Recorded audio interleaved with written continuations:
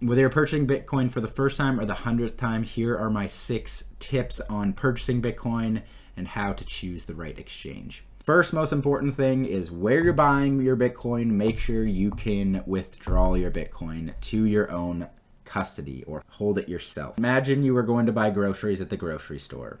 You purchased all your groceries, you went to take them out of the store, and the store said, nah, you can't take it there. You gotta keep these in the store. We'll hold on to them for you. This is really what a lot of Bitcoin exchanges are. These are called custodial exchanges. So they hold your Bitcoin for you. This is what ETFs are.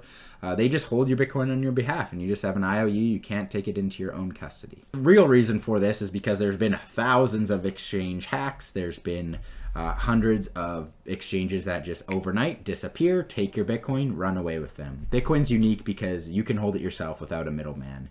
So the goal is just not for your Bitcoin to end up on one of these exchanges that have lost Bitcoin forever. Your goal is wherever you buy it, always have a zero balance. Send your money there, pull your Bitcoin out as fast as you can. If you have questions on how to store it, if you're not ready for that, definitely recommend watching my video on how to store Bitcoin for the beginner. Second, buy Bitcoin in your jurisdiction. Bitcoin exchanges in your region follow compliance rules and built for individuals like you of that region. They'll accept the methods of payment that you're used to as a citizen.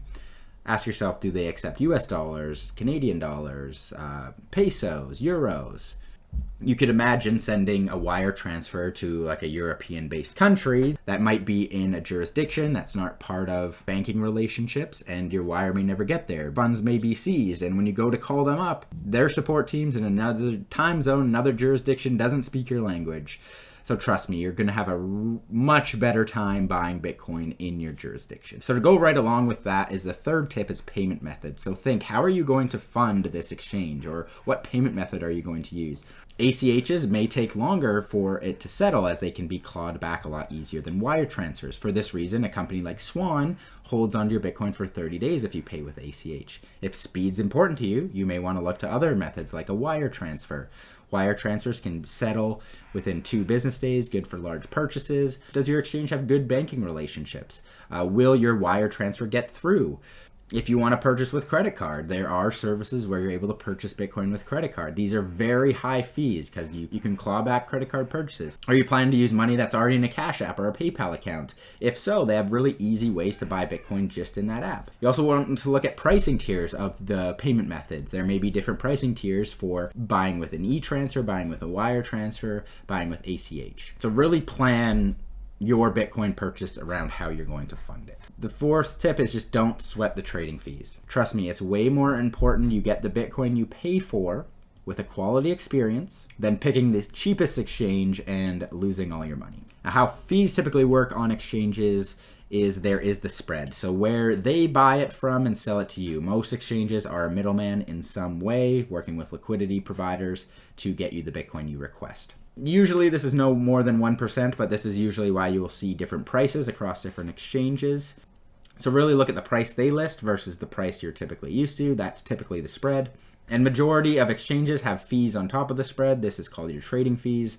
It can be anywhere from 0.25% all the way to 2% fees. This is usually on a tiered scale based on how much Bitcoin you're purchasing or selling at that time. So you can really expect the Bitcoin fees to be 25 bips all the way up to 3, 4, 5% in many cases when buying Bitcoin. Typical for exchanges that have higher fees to have the proper support, the proper infrastructure when it comes to Bitcoin, proper banking and payment relationships. It's really the sketchy exchanges that are not in your jurisdiction, that don't follow any regulation, advertise low fees to capture customers. The fees you can get mad at are withdrawal fees. So a lot of these companies will require you to pay $40 as an example to withdraw Bitcoin to your own wallet. That's something you can definitely complain about to them or online. Fifth is choose a Bitcoin only exchange. There's so many reasons for this, but I think the most important is it comes down to infrastructure and features.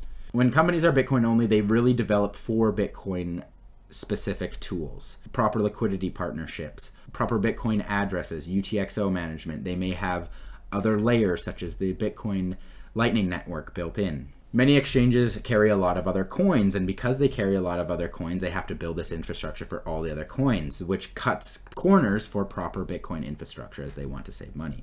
And many of these coins have been deemed securities by specific regulatory bodies. So these companies who provide these tokens, you may have to follow more requirements when it comes to ID. They may have buying and selling limits that you have to worry about because they hold these other tokens that have been deemed securities.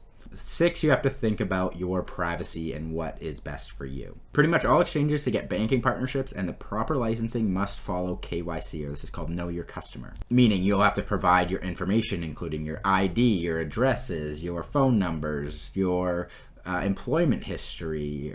Though Bitcoin is anonymous by default, it's only anonymous until you raise your hand and say, yep, these are my transactions, or you attach your ID to your transactions to a third party, like an exchange. So moving forward, they'll have the information on how much Bitcoin you bought, where you moved it to. So do some research before just signing up to any old exchange. How do they handle privacy? What information do they need to take?